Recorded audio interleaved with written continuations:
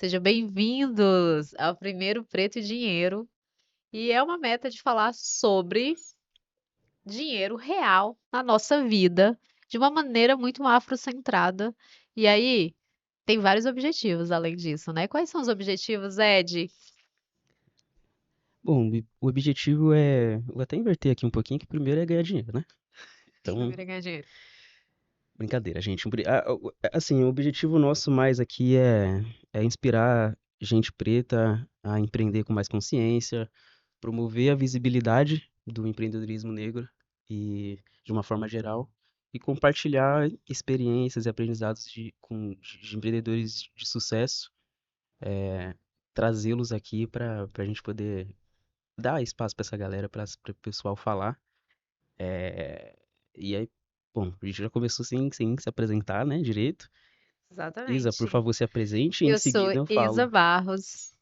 Tá, eu gosto de falar de negócio de empreendedorismo, mas o foco não é isso. Sou fundadora da IsaPay, uma plataforma de microcrédito para mulheres empreendedoras periféricas, apenas para mulheres, mas também que oferece conexão e conteúdos. E se você quiser acompanhar, é só ver lá no @isabarros.app. Opa, IsaPay, tá? IsaPay. Eu sou a Isa Barros. E você é de Eu não sou a Isa Barros. É, bom, eu sou o Ed. Não lembro qual que é a câmera aqui. Tá aqui? Tá geral. todas as... Se você tá nessa. Tô aqui. Bom, eu sou o Ed. Eu sou cofundador da Cuide, que é uma startup que conecta cuidadores de idosos com famílias e agências. E a gente usa a tecnologia para facilitar essa contratação de pessoas que cuidam de outras pessoas, é isso. Basicamente, é isso que minha empresa faz. E a gente começou esse projeto aqui, eu tô nesse projeto aqui com a Isa, porque aí a gente já pode entrar, né, no porquê que a gente resolveu fazer isso. No ano de 2023, ano passado, né, famoso, também conhecido como ano passado, foi um ano que a gente Famoso começou a... conhecido como semana passada. Famoso conhecido como ontem, zoeira, não estamos gravando dia primeiro, mas assim, 2023 foi um ano que eu e a Isa, nos expusemos mais um pouquinho publicamente. Eu conheci a Isa em vários eventos que a gente fez junto já, na verdade, né, durante o ano de Exatamente. 2023 todo. Mas foi um ano que eu resolvi me expor mais publicamente para falar do meu negócio, para falar do nosso propósito, do que a gente queria fazer. E a gente fez muita coisa legal, juntos e separados também. Teve Expo Favela, teve bootcamps, tem várias paradas que a gente fez. E uma das coisas em comum que a gente encontrou foi trocar ideia com empreendedores e em almoços e tudo mais, e conversar de uma forma um pouquinho mais, eh, diria sóbria, diria mais realista, não sei, sobre o que é empreender, principalmente pra gente, né? Pra quem vem de uma realidade preta. E aí surgiu essa ideia da gente ter esse espaço onde a gente consiga trazer essa galera aqui para conversar sobre empreendedorismo, partindo de uma visão um pouquinho mais afrocentrada, é uma palavra bem difícil. E, e é isso.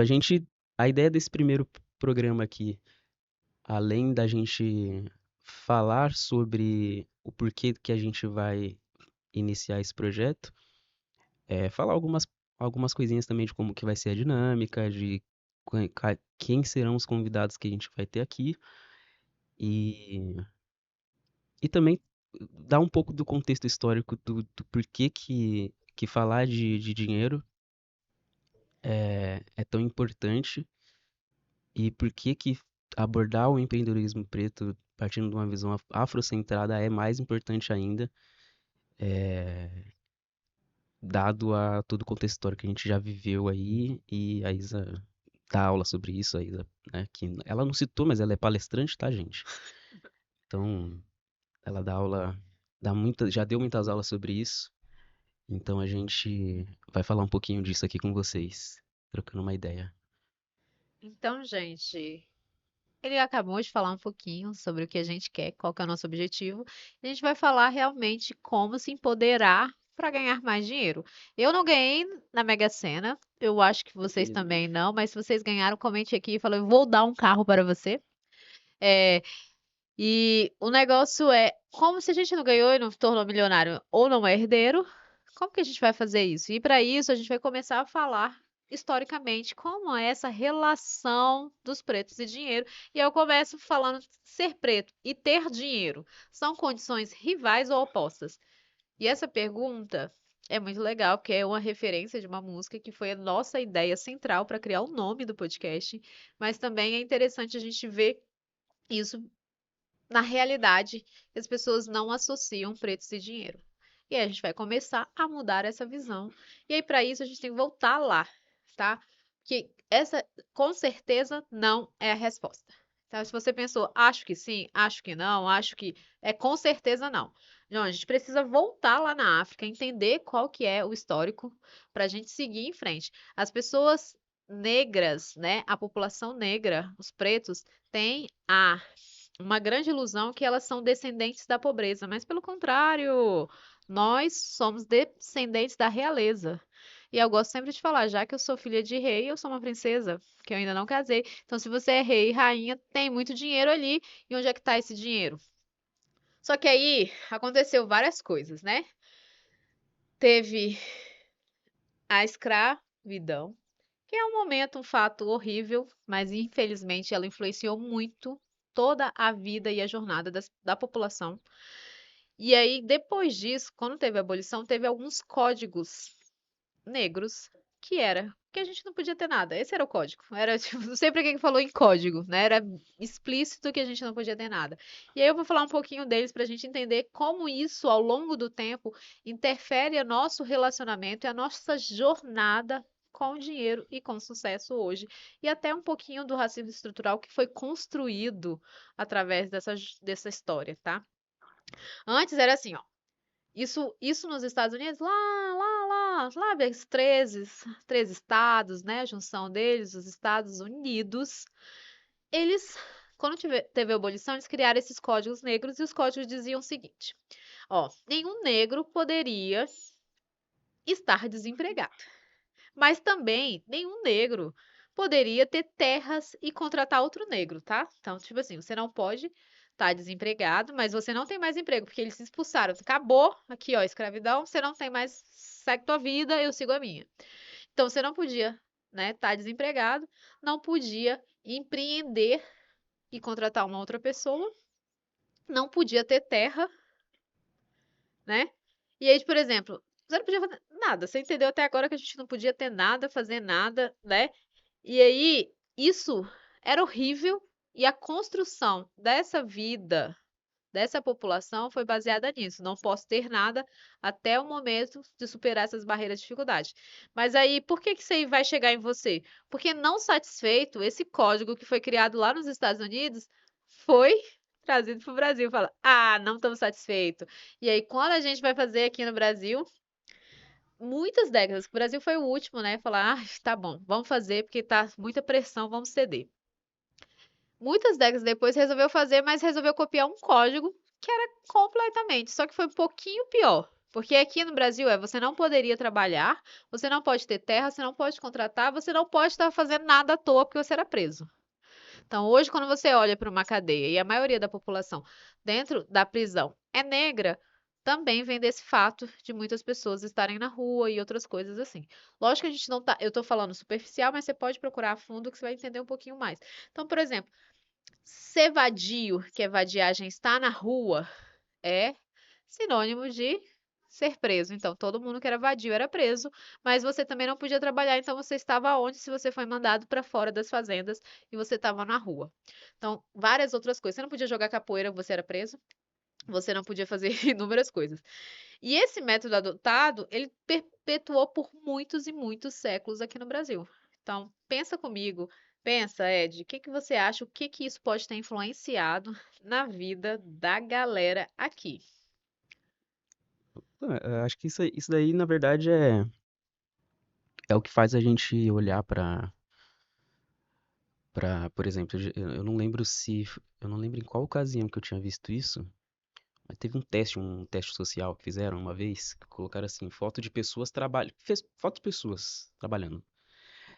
E aí botaram a foto de uma mulher branca com uma tesoura de jardinagem na frente do jardim, cortando ali o jardim ali.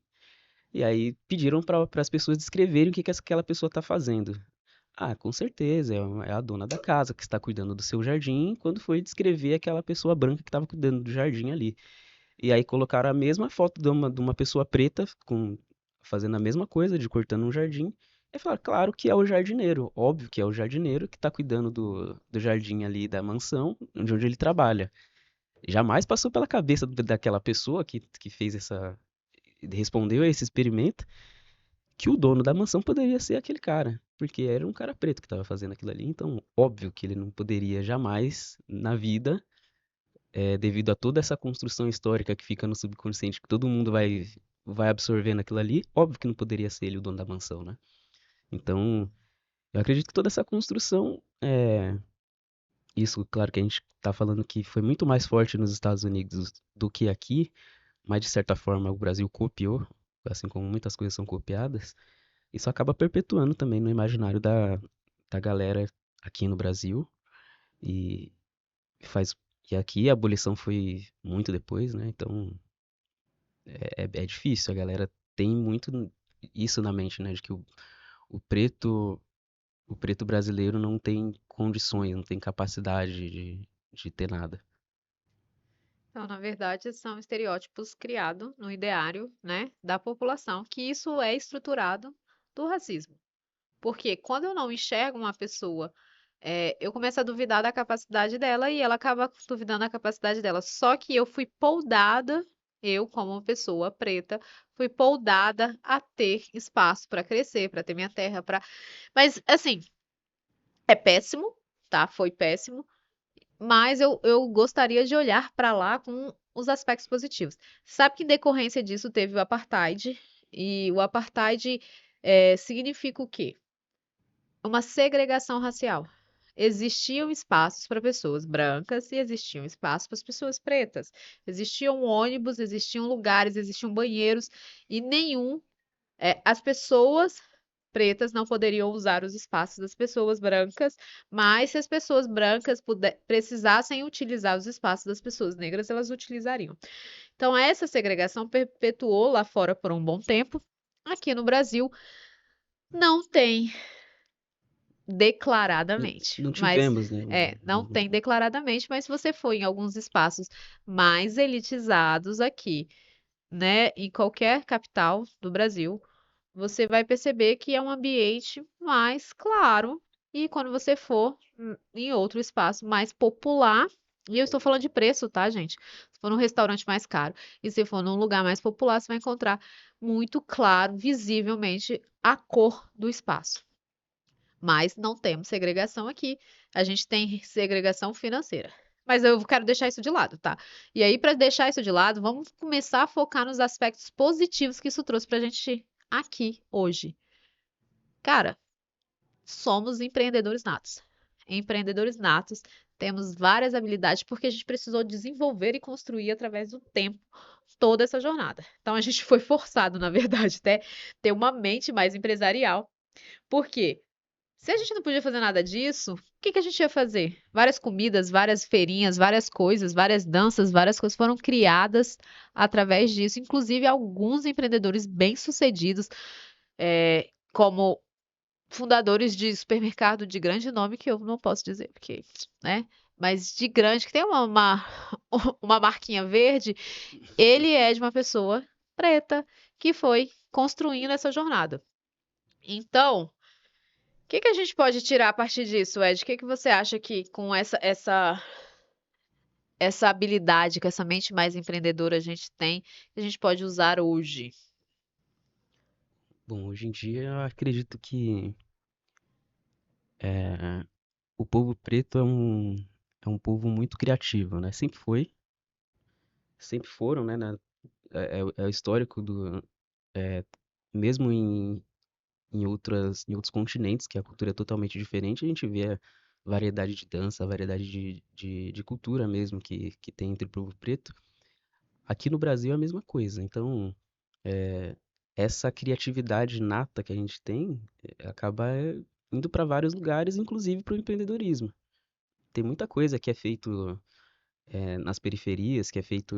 é, que, muitas comidas que vêm comidas, culturas, música que vem do povo preto, que a galera consome hoje em dia. Inclusive, isso aconteceu também nos Estados Unidos. Muita coisa que hoje em dia é mainstream, como hip hop, por exemplo, é, veio de uma cultura muito periférica, veio de uma cultura preta ali que era um negócio suburbano, era um negócio muito nosso. E hoje em dia se tornou mainstream, se torna uma fonte de renda, se torna algo grandioso, porque o povo preto é muito criativo para poder fazer esse tipo de coisa. Então, hoje em dia eu acho que tá, tá ficando mais em evidência.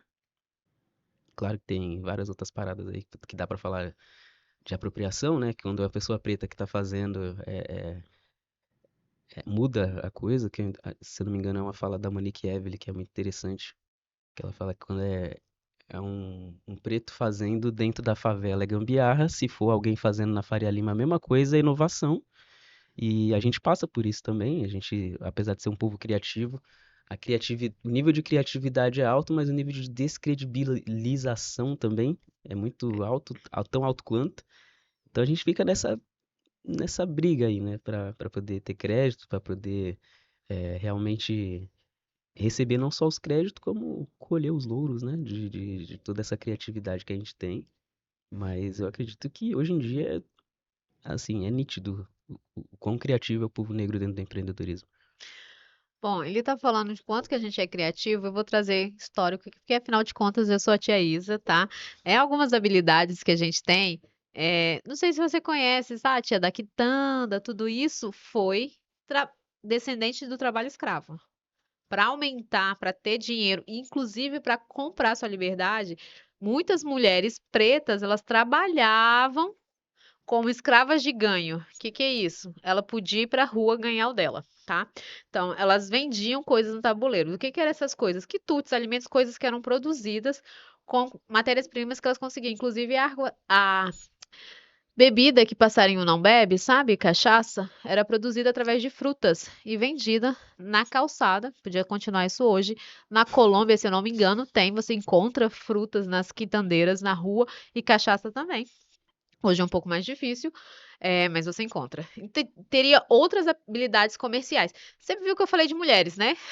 Pois é. A maioria do empreendedorismo negro são mulheres que empreendem, 70%, mas tem muito empreendedor aí, tá? E tem várias histórias de ex-escravos, a gente pode trazer no decorrer dessa primeira temporada, que ganharam e fizeram fortuna no Brasil, tá? E isso é muito legal. E não era só. E quando eles fugiram para o Quilombo, eles também faziam isso. No Quilombo, não sei se vocês conhecem a estrutura, tinha tudo. Tinha a mãe que cuidava, que era uma estrutura de criação afrocentrada, que é criada por uma comunidade inteira. Um filho, ele entra, ele é criado afrocentrado, é quando a comunidade toda apoia na criação dessa criança, tanto na cultura, quanto na educação, quanto na alimentação. Então, tinha várias funções e era para todo mundo dentro de uma comunidade.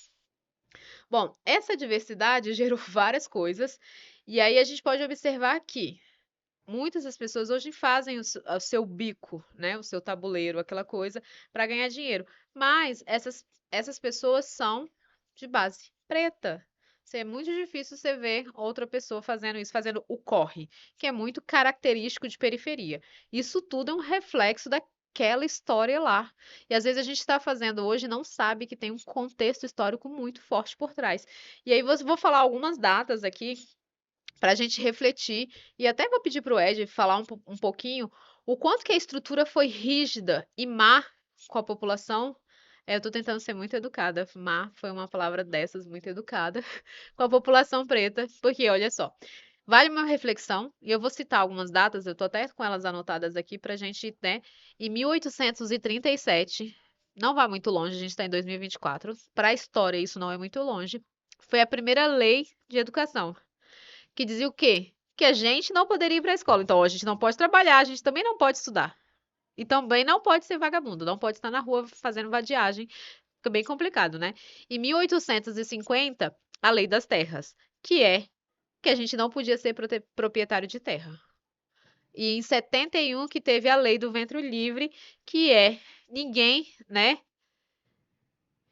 nascia livre, mas não era livre. Entendeu o que eu quis dizer? Você, a partir de agora, em 1871, seu filho nasce livre, mas ele não pode ficar na rua. Então ele fica trabalhando lá com você, porque afinal de contas ele tem que pagar a hospedagem dele e a alimentação dele. Então ele fica na fazenda, né, sendo escravo também. Em 1885, depois de 60 anos, você poderia ser livre após trabalhar 2 anos para pagar sua dívida, porque você, né, ainda tinha dívida. Só que aí, com 60 anos, a gente era tão explorado que as pessoas já tinham morrido. Então, poucas pessoas chegavam a ter 60 anos. Então, poucos chegavam nessa idade. Em 88, graças a Deus, a abolição, 388 anos. Mas foi uma história muito para, vou dizer um ditado popular, para inglês ver. Exatamente isso. Por quê? Tinha uma pressão. Você lembra que eu comecei falando que os 13 estados já pensavam nisso há muito tempo e outras coisas já faziam? E aí, Brasil foi o último a fazer, porque afinal de contas, as pessoas enriqueceram através da mão de obra e não dava para repensar toda a estrutura que foi montada naquele sistema de trabalho. Não dava porque eles não queriam, né? Dava sim. E aí, eles em 1890, que aí apareceu aquelas leis que eu fui citando, dos vadios e capoeiras, todos os negros que ficavam perambulando pela rua, que era tido como os vadios, sem trabalho, sem residência, sem nada. Ó, eu não tinha residência, fui expulso, e aí se eu ficasse na rua eu era preso, então eu tinha que voltar. Então muitas das pessoas continuaram presos, né, naquela escravidão, escravizados naquele cenário. Bom, o que a gente pode fazer para mudar esse cenário, né? Hoje tem grandes referências de pessoas, né, que entenderam esse conceito que a gente tem dinheiro. Vocês não têm ideia de quanto circula de dinheiro na periferia. Ed, fala um pouquinho o que que isso traz. O que que você acha que isso pode desvalorizou um pouquinho? Todos esses dados históricos que eu trouxe desvalorizou o, a população preta e o crescimento desse trabalho para ganhar dinheiro, né? Ter justo, daquela justiça social que a gente tanto clama e tanto espera. Só pergunta difícil para o Ed. É, bom, é um negócio. É que a gente vai passando pelas datas assim, né? E do ponto de vista histórico, é que nem você falou, é muito. Foi ontem, né? Não tem muito tempo. Mas quando a gente realmente começa a fazer conta, né? Aí realmente você vê que, gente, foi uma construção feita para o povo preto não sair do lugar real. E a gente, bom, nós que somos pessoas pretas um pouco mais jovens, que não fizemos parte desse tempo aí, que as coisas eram muito mais difíceis, mas é só a gente fazer uma continha boba aqui. Eu dei até uma olhada agora, assim, a primeira faculdade do Brasil foi inaugurada em 1920, lá no Rio de Janeiro.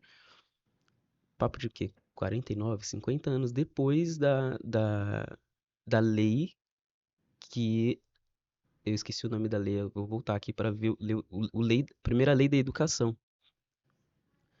Então, assim, pouquíssimos anos antes a gente não podia estudar, e cerca de nenhuma geração depois já tinha a primeira faculdade pública no Brasil, mas se não podia estudar nem o básico, quanto mais uma faculdade pública, né? E aí a gente chega nas gerações à frente com, com pessoas pretas super é, capacitadas, no sentido de saber trabalhar de forma braçal, de saber trabalhar de várias maneiras criativas para ganhar dinheiro, porém sem um conhecimento de causa propriamente dito para poder realmente, sei lá, criar uma empresa, realmente empregar outras pessoas. Era um conhecimento que não era acessível para o povo preto por diversos motivos, mas principalmente por essas leis aí que afastaram as pessoas pretas da educação por muitos e muitos e muitos anos. Inclusive, é muito fácil você achar, conversar com qualquer pessoa preta, sei lá, entre mais ou menos da nossa faixa etária, assim, e a pessoa falar, pô, minha avó, ela não sabia ler e escrever. Ou a sua avó ou a sua bisavó. É muito comum a gente ouvir esse tipo de história dentro de família preta, né? Então, hoje em dia a gente tem referências, né? A gente conseguiu mudar isso bem, né? Metendo o pé na porta aí, mas não é um histórico, não é um histórico que nos ajuda. Apesar do histórico, a gente tem referências hoje, não por causa de alguma coisa, né? As políticas públicas anteriores não ajudavam em quase nada. para que a gente tenha essa realidade hoje. Na verdade, esse histórico de educação existe a lei de cotas exatamente para, né? Não vai ressarcir, tá? Porque tempo é o mais valoroso dinheiro que se tem e ele não volta, tá? Mas para amenizar gerações futuras. Porém, ele fala de 1920, porque a maioria que tinha dinheiro fazia faculdade fora do país, tá? Filhos de grandes fazendeiros e tudo mais ia para fora do país, e aí eles estavam incomodados de ter alguma coisa aqui no Brasil. Mas não foi em 1920 que entrou o primeiro preto na faculdade, esquece isso, tá? Foi muito e muito tempo depois. Bom, hoje a gente já tem grandes referências, mas sabe que muito influenciou. Então, aqui o canal tem o objetivo de trazer essa representatividade para essa galera que está empreendendo, que começa pequeno, que quer ter espaço, que quer aprender um pouco mais e quer ganhar dinheiro. Afinal de contas, nós queremos ganhar dinheiro. Então, é, o que que existem uma cultura muito do Black Money hoje. Eu vou pedir para o Ed explicar melhor, né? Que ele vai explicar bem para vocês, mas tem todo esse dinheiro do povo. Eu vou fazer os dados, eu vou trazer os dados e ele vai falar sobre o conteúdo para exemplificar melhor. Mas hoje circula em torno de 202 bi dentro da periferia. A periferia, se fosse um estado, ela estaria em quarto de geração econômica, tá? Primeiro, São Paulo. E eu sou de Brasília. Brasília perdeu para a favela, para você ter ideia. Favela gera mais dinheiro do que Brasília. Então, é assim, ela circula mais dinheiro. Então, isso é tão importante que ela é a quarta economia do Brasil. E aí, Ed, fala um pouquinho sobre esse movimento que está rolando. Bom, o Black Money nada mais é do que é, a ideia de que a gente precisa fazer o dinheiro circular entre os nossos, né? Então, claro que hoje em dia, com redes sociais e com toda a questão que a gente tem hoje, né? Isso é muito mais incentivado e mais comum. Inclusive até o termo Black Money tá um pouquinho mais famoso do que era há alguns anos atrás, mas já é praticado há muito tempo, há muitos anos. Você citou aí a galera da periferia, favelas e tudo mais. E assim, gente, não precisa ser da favela, não precisa ser do morro, do rio, para praticar esse tipo de coisa, né? O Black Money, o dinheiro circulando ali entre a periferia, é a compra que você faz na vendinha do teu vizinho, é, é a transista que você contrata para poder fazer uma trança ali, é o ovo de Páscoa que você deixa de comprar de algum mercado, de algum grande, né? De alguma fábrica grande para comprar de alguém que está fazendo ali caseiro. É o bolo de pote. Tem diversos exemplos aqui que a gente pode dar e para exemplificar de uma forma um pouquinho mais concreta o que que é esse Black Money. Nada mais é você tentar direcionar o dinheiro que você ganha, talvez de uma grande corporação, por muitas vezes de uma grande corporação que você trabalha, e direcionar para a galera que está ali, seu vizinho que está vendendo alguma coisa caseira, algum artesanato, ou algum mercadinho que ele tenha montado ali no bairro. Isso que é o Black Money, né? Porque isso é uma coisa que precisa, inclusive, ser mais incentivada de uma forma geral, porque a gente sabe que a- as empresas maiores, elas são grandes hoje porque elas se protegeram muito ao longo dos anos, né? O dinheiro circulou muito bem entre essa galera branca e a gente precisa fazer, no mínimo, a mesma coisa para que as nossas empresas também cresçam. Não, claro que talvez não vão crescer, não vão ficar maiores do que algumas outras empresas aí que já estão estabelecidas há vários anos, mas a gente precisa fazer o mínimo para ajudar, né, a circular essa grana entre a gente também. Na verdade, a frase é o seguinte, cara, compre de outro preto, acabou. Ah, mas, whatever. Grandes coisas, grandes empresas, normalmente têm uma estrutura mais branca da coisa, né? São herdeiros e outras pessoas que estão naquele negócio, mas tem grandes negócios também que são de pretos. Então, compre de quem viu lá, se entendeu, se identificou, compre desse pessoal. Esse é o movimento. E compre dos pequenos, porque ele vai se tornar grande por causa da sua compra, da sua ajuda. Você vai dar espaço para ele crescer, para se transformar em outra pessoa. Então, a ideia do movimento do dinheiro negro é exatamente isso. É para você fazer a economia circular nas nossas mãos e aí a gente poder se desenvolver socialmente. Quando eu falo desenvolver, passar, ultrapassar camadas, sair da zona da pobreza, subir e você começar a ver nossos reis e rainhas ali, ó, esbanjando dinheiro, sendo ricos e maravilhosos.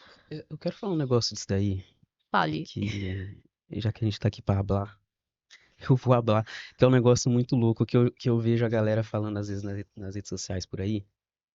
Eu não sou tão ativo de produzir conteúdo nas redes sociais nesse sentido, mas eu observo muito a galera que habla ali um negócio assim, ah, compre do pequeno, mas aí eu vou comprar do pequeno e, sei lá, digamos que a gente vai comprar uma jaqueta, sabe aquelas jaquetas africanas com aquelas estampas, tudo é Sim. diferentona e tal, não sei o quê. Já ouvi, ó, não é direcionado para nenhuma marca preta aqui, tá? O que eu vou falar, não é direcionado para ninguém aí, inclusive que tá comentando que nas redes sociais, não é direcionado para ninguém específico, é um comentário que eu já vi de várias pessoas. Mas eu vou comprar daquela marca e aquela marca cobra R$ 300 naquela jaqueta. Aí aquela marca cobra não sei quantos reais naquele vestido, ou naquele turbante, ou enfim. Mas aí, galera, tem que falar um negócio. Se tivesse escrito Lacoste, se tivesse escrito Dior, se tivesse escrito Balenciaga, eu poderia ficar falando aqui diversas outras marcas aí que, assim, não é nenhum hate pra essas marcas não, tá, galera? Eu, inclusive, gosto e uso algumas roupas de marca. Inclusive a sua marca, Elisa. Você está com uma delas. Exato.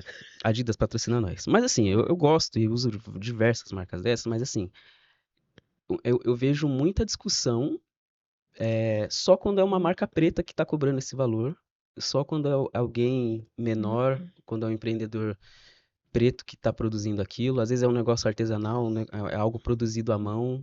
Às vezes dá mais trabalho para fazer do que qualquer outra roupa de marca aí por aí. E existe um questionamento enorme em cima daquele produto que você está comprando. Existe um questionamento enorme em cima da qualidade, em cima de lucro e de quanto de status que aquilo vai estar trazendo para você. E aí você não quer pagar aquele valor. Não estou dizendo que R$ 300 é barato, não é. Realmente não é. Mas quando é uma marca que, assim, tá pouco se lixando pra você. Às vezes é uma marca que não tem nenhum tipo de movimento ESG, nem nada do gênero. Às vezes pode ser até pior, pode ser uma marca que já tenha sido comprovadamente uma marca que utilizou de trabalho escravo e você compra. Você paga 500 conto numa blusa, você paga R$ 1.000 no tênis, você não questiona.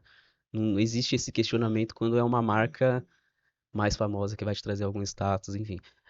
Eu quis falar sobre isso porque, gente, pelo amor de Deus, vamos parar de questionar nesse sentido, porque esse tipo de questionamento, esse tipo de coisa não traz nenhum tipo de evolução, não é producente.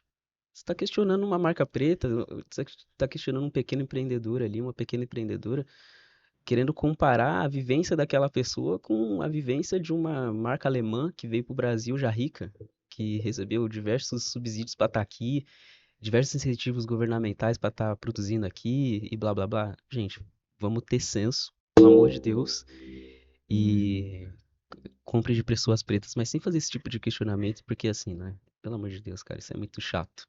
Nem é a minha área, mas toda vez que eu vejo, eu fico, pô, cara, isso é chato, né? Você querer dar preço Você dar preço no serviço dos outros já é chato.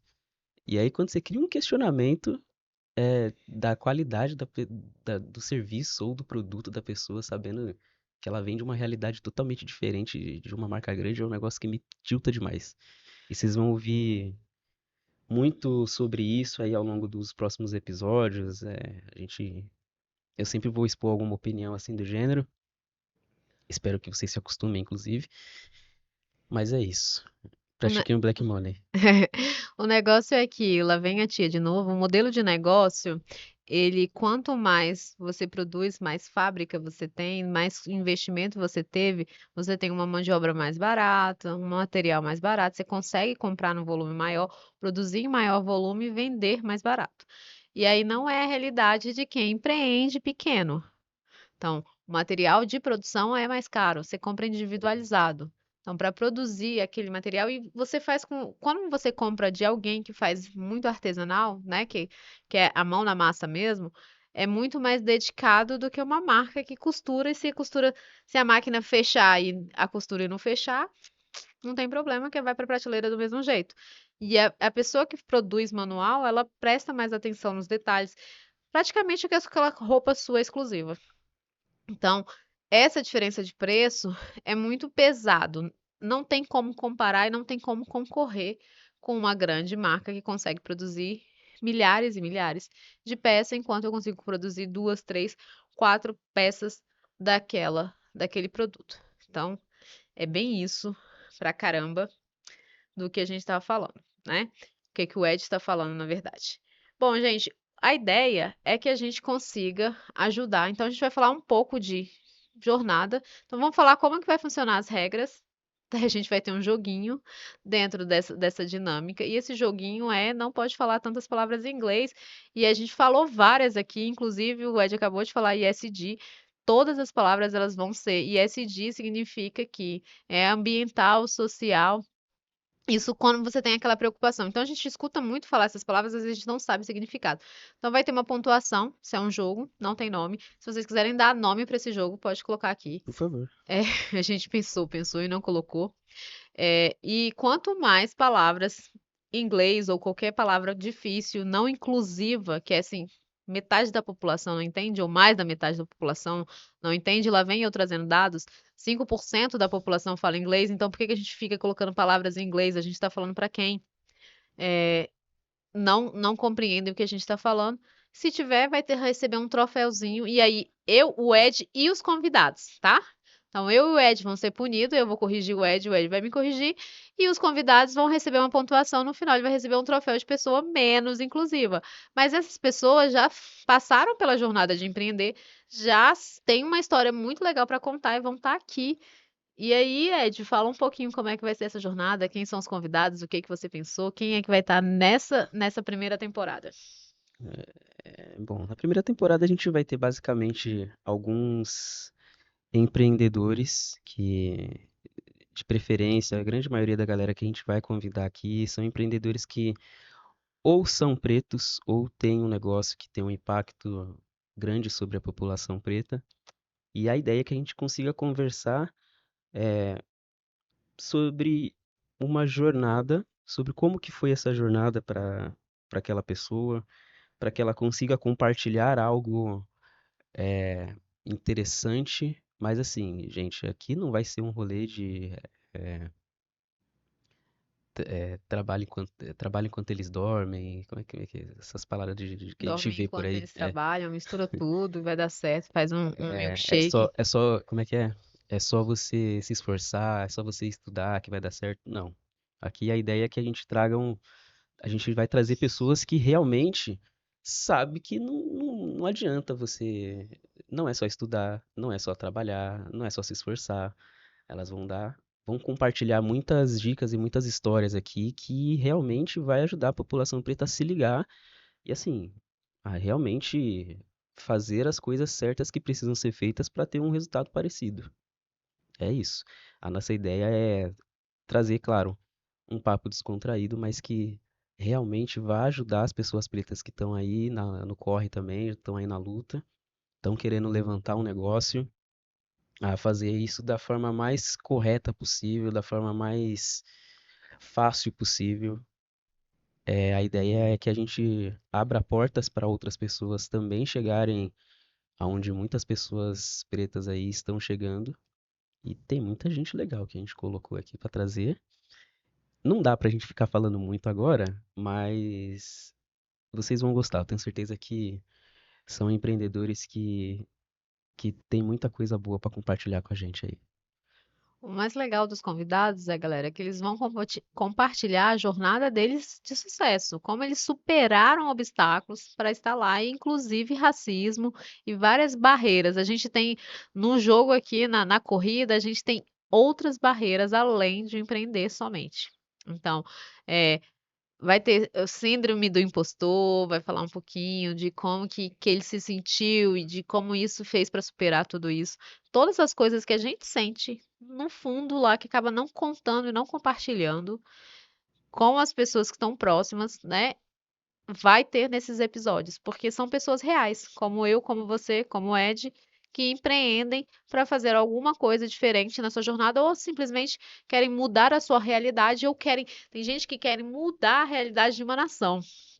E aí tem muita gente legal e importante para falar sobre isso. Então, gente, o que que a gente tem mais para contar para vocês? Isso tudo é ligado ao nosso propósito, tá? O meu propósito é, não sei, Ed, você tem um propósito já? Estruturado? Só pergunta fácil, né? Eu Tá, tô tá bem legal linda, hoje, hein? você tá maravilhoso. Só Então, é pergunta porque eu fácil. tenho um propósito estruturado e meu propósito é empoderar mulheres, tá? Mas os homens aí vai ganhar uma rebaba. Mulheres economicamente para elas serem protagonistas dessas histórias. E eu queria saber, Ed, você tem um propósito? Ah, vamos lá, gente.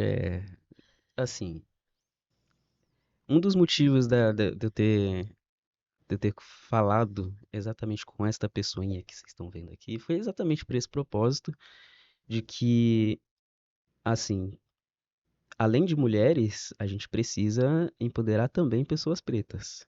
É óbvio que eu não tenho certeza, você não citou que são mulheres pretas, né? São mulheres pretas. Gente, o negócio é o seguinte, é o propósito, antes do Ed concluir o propósito dele, eu vou explicar pra vocês que não é uma coisa fácil, tá? Ninguém cria o seu propósito de uma hora pra outra, como você vê várias coisas falando, você sabe seu propósito? Você identifica seu propósito? O que que é o propósito? Normalmente é alguma coisa que você, é uma realidade que você quer transformar, e pode ser em você. Pode ser dentro da sua casa, eu posso ser uma mãe maravilhosa, exemplar para os meus filhos fazerem filhos bem-sucedidos e eu sou dona de casa. O propósito é seu e somente seu. E aí, é, o meu foi construído um longo tempo. Já tem bastante tempo que eu falo essa frase, mas foi uma construção e uma jornada bem complicada para entender o que eu gostaria de fazer para entregar para o universo. E lógico que muitas pessoas, assim, o Ed já entrega alguma coisa para o universo. E talvez o propósito dele seja esse também. Mas além de você já fazer, você tem que entender e se empoderar daquilo. Pode Eu, continuar falando. eu não criei uma frase feita assim, não construí isso ainda. E é por isso que eu preciso de um podcast para poder explicar, porque tem mais tempo, né? Não é um pitch de 3 minutos. Pitch, gente, Ed, você para tem explicar. 20 segundos para falar o seu propósito. Só para explicar o que é pitch. Pitch é uma apresentação breve que você faz para falar sobre si mesmo ou sobre sua empresa, é, de uma forma bem estruturada, clara e de preferência, de 5 minutos para baixo. 5 minutos Sim, para baixo. 5 minutos para baixo. Exi- É, Existem várias camadas de pitch, né? Pitch é uma apresentação, ela pode ter até uma hora, que seria uma apresentação onde é que você usa um apoio, que é uma apresentação de tela e tudo mais. Tem a apresentação de 5 minutos, onde é que você vai falar um pouquinho, inclusive com dados financeiros, e tem uma apresentação de 2 minutos, que é muito rápida para você contar o que você. E aí a gente pode ser de você ou da sua empresa, e tem a apresentação do famoso Pitch Elevator, que são 30, 40 segundos, que é que você tem que contar o que que você quer fazer, quanto que você precisa e como que você vai fazer dentro de um espaço de um elevador, né? Que você encontrou. A dinâmica era você encontrar um investidor dentro do elevador e falar com ele em 40 segundos, que é o tempo que o elevador sobe, mais ou menos. Então, esse é o famoso pitch elevator. Resumindo, traduzindo, uma apresentação de elevador. É aquela hora, sabe aquela. Queria muito conhecer aquela pessoa e quando eu fizer conhecer aquela pessoa vai mudar minha vida, mas quando eu chego lá, eu tenho que falar o que pra ela? O que que eu vou falar? É isso, é a apresentação. exato. E fechando esse parênteses aí, assim, eu acredito que o meu propósito, respondendo a pergunta super fácil que a Isa fez, assim, é ajudar a galera a entender o que que é isso aí. Porque apesar de eu estar me expondo publicamente, que nem eu falei no início do programa, eu tô me expondo publicamente mais a partir de 2023. A Isa já tá mais um tempinho aí falando publicamente ou não? 2023 também? Eu pedi Interessante. demissão em. Deixa eu tentar lembrar aqui, galera. Eu pedi Deixa. demissão há um tempão e quando eu saí da demissão, eu trabalhava numa empresa multinacional, eu pedi demissão, falei que não queria mais trabalhar lá. E aí eu saí de lá e falei, eu vou ser palestrante. Eu nunca tinha falado em público, mas eu lembro que em 24 de maio de 2016 eu fiz uma palestra no Sebrae, foi a primeira palestra pública, e daí em diante eu não parei de falar, porque eu também não tenho essa dificuldade de parar de falar, né? Eu tenho dificuldade para deixar o coleguinha falar. Que bom, né? Inclusive, você tá no lugar certo pra poder falar. É, eu tenho, Tá eu, na eu tô, eu plataforma tô muito certa. controlada aqui, tá? Às vezes eu quero interromper, mas eu tô super educada e controlada, Não, porque eu não paro de falar e dá pra eu levar um podcast sozinha por 5 horas. mas pode interromper, não tem problema. E a ideia aqui, assim, apesar de eu estar me expondo mais publicamente em 2023, eu já consumo esse tipo de conteúdo de empreendedorismo há muitos anos. Só que aí o que que eu notei? Pelo menos a minha realidade é um pouquinho diferente, porque eu falo inglês há bastante tempo. Então tinha muito conteúdo que eu consumia já lá em, sei lá, 2011, por aí, que eram livros que não estavam aqui no Brasil ainda, ou era algum conteúdo que não estava traduzido ainda, que levavam mais uns meses para A chegar. humilhação sempre vem, né? Você vê, eu falo inglês há muito mais tempo, blá, blá, blá, e inclusive leio livros em inglês, ele veio aqui jogar na nossa cara. Se você não fala inglês, pergunte pra ele como eu vou falar. Né? Se você não fala inglês, hoje em dia tá mais fácil. E a ideia é que a gente consiga ajudar todo mundo a aumentar essa porcentagem da população aí que fala inglês. Mas aí eu notei muita coisa, eu notei muito conteúdo de fora. Esse exemplo aí que você deu agora, assim, bizarro. Pitch Elevator. Por É. quê? Vamos lá, vamos fazer um exercício aqui. Quantas vezes você, pessoa preta, isso não precisa nem ao longo da vida, eu não vou nem dar um ano especificamente, mas quantas vezes você estava num elevador e você, por um acaso, trombou com um investidor? Assim, do nada. Uma que para você, assim, para acontecer isso, você tem que estar trabalhando numa multinacional. Para você estar trabalhando numa multinacional, você tem que ter estudado num lugar legal até. E para você ter estudado num lugar legal, você vai precisar ter tido uma educação básica de qualidade.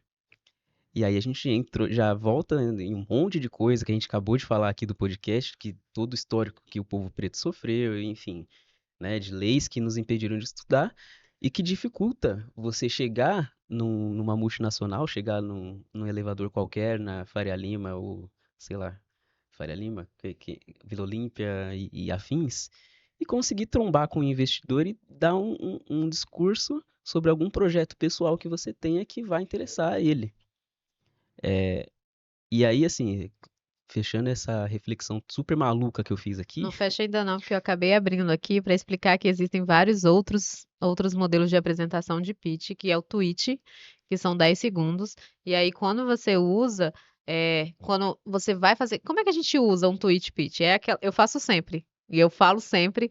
Quando alguém fala, qual que é o seu nome? Eu falo, eu sou Isa Barros, gosto de falar de negócio e empreendedorismo. Isso é um tweet pitch. É uma apresentação rápida que a pessoa às vezes nem quer que você fale, mas você fala porque você tem que se identificar e se destacar no meio da multidão. Esse é uma apresentação rápida. E aí, depois disso, tem o elevator, aquele que eu expliquei, o deck, que seria aquele que tem a sua apresentação, e aí tem até o plano de negócio, um executivo, quando a gente conseguiu o investimento, aquele que a gente vai apresentar para o investidor. Isso é uma jornada muito grande, mas para você só, é importante você ter uma apresentação rápida sobre você, sobre qual que é a sua importância, o que que você faz para as pessoas saberem quem é você e tudo mais. Pode e, falar. não, Ele assim, tá com um cara que quer falar, então vou deixar ele falar.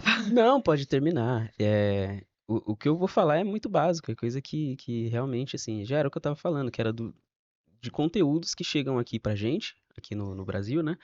Esses conteúdos, assim, de pitch deck, formato, é um pitch deck, é um tweet pitch, como é que é? Você falou de plano de negócio, mas Uhum. você falou traduzido, mas geralmente é business plan, é Canva, assim, são muitas expressões que chegam aqui que no final das contas, pra gente aprender, pelo menos comigo foi assim, pra eu entender o que que era, primeiro eu tinha que ter um contexto na cultura americana pra depois adaptar aqui pro Brasil, pra depois entender o que que essa galera da Faria Limer estava falando, pra depois de tudo isso adaptar pra minha realidade e pra eu poder fazer uma apresentação em lugares que assim nem existiam, hoje em dia tá muito melhor, o cenário de inovação que a gente está fazendo parte hoje em dia é muito mais amplo, enfim.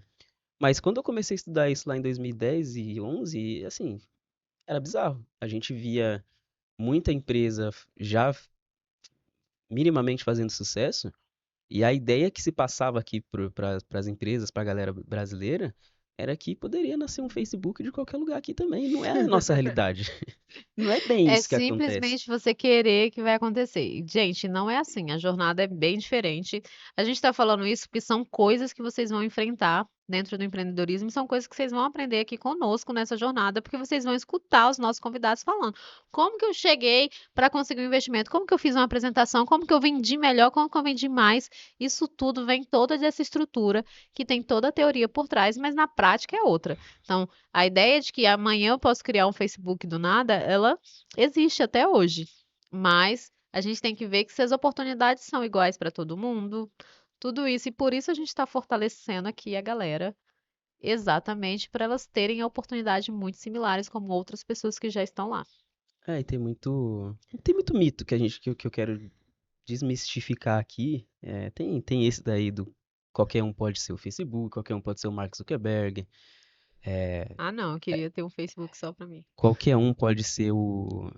Não, porque o Walt Disney criou o Walt Disney numa garagem. Ai, porque a Apple foi criada numa garagem. Tem muita coisa aí que a galera repete durante vários anos. Isso eu escutava lá em 2010 e hoje em dia, Uhum. quase Ele 15 criou uma anos. garagem lá na Califórnia, caso vocês não queiram, mas Walt Disney foi uma pessoa que foi desacreditada. E eu gosto muito dele como referência, porque ele foi desacreditado. Ele foi demitido porque ele não tinha criatividade. E aí o cara cria um parque mais criativo do mundo. Só isso. E tem muita coisa que, trazendo para a realidade brasileira, a gente pode usar como inspiração, mas assim, gente, tem que adaptar para nossa realidade, não tem jeito. Então, eu acredito que, assim, o meu propósito, pelo menos aqui com o programa, é, galera, pelo amor de Deus, não vamos cair em qualquer coisa que a gente lê por aí. É tentar facilitar, tentar mastigar um pouco melhor para entregar de uma forma um pouquinho mais fácil para todo mundo, sem esses termos em inglês, sem essas coisas, sei lá, mais difíceis. Ah, um pitch deck, um tweet pitch, tentar deixar mais claro para todo mundo o que é, como que você pode fazer isso, na sua realidade. Nada mais é do que uma apresentação. Foi chamado de pitch, é chamado de pitch dentro do meio de startups e inovação, porque é a forma que a gente fala mesmo. Não tem como, não dá pra, se a gente falar, ah, você já preparou sua apresentação, vai abre um vórtice na cabeça da pessoa que ela pensa que é uma apresentação de PowerPoint para várias outras coisas. Mas quando você fala pitch, a pessoa já sabe o que é. Ah, não fiz ainda. É uma coisa que a Quando, gente está mais quando acostumado. fala apresentação para mim, eu lembro da escola, não sei É, vocês, e aí já me dá aquela tremedeira. Quem é que vai falar lá? vai E a segurar a professora, porque cartolina. uma apresentação normalmente ela vem carregada disso, de valer nota, de você ser julgado e os coleguinhas ainda te zoarem. Então, é muito pesado quando Então, você fazer escuta a perguntas palavra. difíceis, né? É, não, o coleguinha tá lá pra te zoar, porque a escola foi feito pra isso, pra gente viver os nossos melhores momentos, zoar mesmo. Então, quando você vai lá na frente, você pode estar perfeito, falando bem e, e ter decorado. Eu estudava bastante pra apresentar e mesmo assim me tremia muito nas bases pra poder apresentar. Mas o meu medo era de ser zoada. Se eu falasse uma vírgula errada, eu sabia que eu ia ser zoada o resto do ano escolar por causa dessa vírgula. E aí os professores adoravam que a gente fazia apresentação oral. E é sobre isso. E é engraçado que, assim, pelo menos, não sei onde você estudava, mas onde eu, Escola estu- pública. mas onde eu estudava, a prática era que você era pego de exemplo, vai, digamos, poderia acontecer, não estou dizendo que aconteceria, tá? Mas digamos que eu e você estivesse conversando numa sala de aula e tá ali o professor olhando pra nossa cara. Ele, pelo menos onde eu estudava, a galera tinha alguns professores que faziam assim, olhava pra gente e falava assim, ó. Muito interessante o papo que vocês estão tendo aí. Já que vocês não precisam saber mais do que eu estou explicando, você pode vir aqui na frente e explicar aqui a matéria. E aí, Hum. isso de você pegar o cara para botar lá, ah, a pessoa tá conversando, vai lá. Isso é um negócio muito doido, porque vai criando na mente da pessoa que falar em público é ruim. De que você fazer uma apresentação, se você saber falar na frente de pessoas, falar na frente de uma galera, é uma coisa que você tem que ter medo, é uma coisa que é uma punição. E não é. Na verdade, quem se dá bem é quem fala em público. Quem se dá bem é quem sabe se comunicar minimamente bem, vai. Relacionamento é muito importante, mas eu não passei por isso porque eu era uma pessoa bem nerd, bem CDF. Eu sentava na primeira carteira e quando alguém atrapalhava a aula, eu mesma falava: Cala a boca aí, galera, eu tô querendo estudar. E aí, assim, era um contexto completamente diferente. Eu era bem chatinha mesmo na sala. E, e aí, nenhum professor fez isso comigo, mas eu acho que isso aí é uma tortura cruel com um aluno. Vai lá pra frente, sobe no palco, liga a luz e põe o microfone que tu vai falar. É, só faltava o microfone, mas aí a zoação era. Não precisava de microfone porque já tinha pressão dos coleguinhas, né? Já olhava pra gente e ficava. Ah lá, vai falar. Ah lá, vai ler. Ah lá a carinha dele. Era bem isso. Eu passei poucas vezes por isso, vai. Mas eu gostava de ler, então não tinha dificuldade de trocar ideia com ninguém. Mas é muito engraçado como isso era levado como punição, sendo que você precisa falar. Você vai para entrevista de emprego, você precisa falar. Você vai fazer uma apresentação, você tem que falar em público. É um negócio muito louco isso, né? Pensando agora, de- tipo, depois de já adulto, né? Quanta gente que não tem medo de falar em público por causa dessas coisas, né? Por causa dessas paradas aí. Bom, gente, a ideia do podcast é essa, né? A gente se empoderar, né? Para ser protagonista mesmo, para a gente ser bem-sucedido, para a gente ganhar dinheiro, para a gente ser feliz. Isso tudo você vai ver aqui nessa jornada. Vai ser bem descontraído, como foi hoje. E aí, a gente vai finalizar porque está chegando no fim já. E eu vou deixar um recado, o Ed vai deixar um recado e a gente vai fazer um resuminho do que é e o que vai ser essa primeira temporada. Lógico que é uma construção conjunta. Você pediu, a gente vai observar e vai fazer. E também vai trazer novidades e coisas muito legais, que talvez até a gente vai falar muito de marketing digital, porque tem uma pessoa que está querendo falar para vocês, já se convidou, e eu achei o máximo porque ela quer ajudar a vocês crescerem o número de vendas. Então, esse dia vai chegar e ela é muito bem sucedida na área. Eu vou trazê-la aqui para vocês, para contar a história dela, mas também para trazer aquela aulinha. Vai ser bem legal. Fala aí, Ed, que é o seu recado final para a galera. Bom, meu recado final é que todo mundo nos ajude nesse início aí seguindo. É chato ter que ficar. Eu sei que é chato, tá, gente? É chato ter que ficar pedindo pra seguir, pra compartilhar, pra dar like, blá blá blá. Mas a gente precisa que vocês façam isso para que esse conteúdo chegue de forma gratuita em várias outras pessoas que também precisam saber do que a gente está falando aqui. Nesse início é isso que eu peço, que vocês compartilhem a gente aí nas redes por aí, em todas as redes aí. A gente vai compartilhar todos os arrobas, vai estar na descrição, vai estar em tudo que é lugar aí. Sigam nosso Instagram por enquanto, arroba Preto e Dinheiro Podcast. Ué, não é o contrário não, né? É @podcast Preto e Dinheiro. Isso na É isso. plataforma do Instagram, mas no stream. Você vai escutar a gente no Spotify e também vai ver no YouTube. É somente @preto e dinheiro, tá? É, E o Google ajuda, tá, gente? Não precisa se preocupar com isso não, que quando vocês digitarem, assim, vai aparecer a gente, mas tá? pode procurar a gente nas redes sociais também. É isso. Eu vou reforçar, sigam a gente em todos esses canais. Quanto mais gente estiver compartilhando, mais conteúdo gratuito vocês vão receber e vão entender muito melhor sobre isso e vão se empoderar muito mais sobre isso. E o meu recado principal é, galera, tá na hora da gente tomar o poder. Vamos ser protagonista, vamos ser bem-sucedido, vamos ser pretos ricos. E o meu arroba é @ibarros. Já deixei aqui. Vai estar escrito na tela, claro. Vai estar escrito na descrição, com certeza. Mas você vai compartilhar com seu coleguinha que você acha que ele precisa ouvir e saber um pouquinho mais. E aí, como eu gosto de falar, eu sou Isa Barros, gosto de falar de negócios e empreendedorismo. E se você gosta também, já segue a gente, já curte e compartilhe o canal. Ed vai deixar o recadinho dele e a gente termina por aqui. É isso, galera, ó, vamos lá. Vou deixar meu arroba aqui também, porque a Isa deixou o dela. Prometo pra todo mundo que eu vou falar mais no Instagram, eu não sou tão influencer assim, mas eu vou falar mais nas redes sociais, vou compartilhar mais conteúdo sobre o que a gente está fazendo aqui no programa, convidados, inclusive, sugestão de convidados, cortes, tudo vai estar tudo lá. Eu vou falar um pouquinho, eu vou compartilhar um pouquinho mais sobre este novo programinha que a gente está fazendo. Meu arroba é arroba eued em todas as redes sociais. Sigam lá, ou não. Mas eu falo mais, assim, pelo Instagram e LinkedIn. São as duas que eu mais uso. Vocês vão me achar no Twitter, TikTok, mas não tem nada lá, tá? Segue no Instagram, que é melhor. E... Sinceridade é tudo Não, gente, se a gente não escolher uma rede social pra se concentrar, pelo amor de Deus, né? Tem threads, enfim, tem um monte de rede social aí, se a gente não se concentra, até se perde.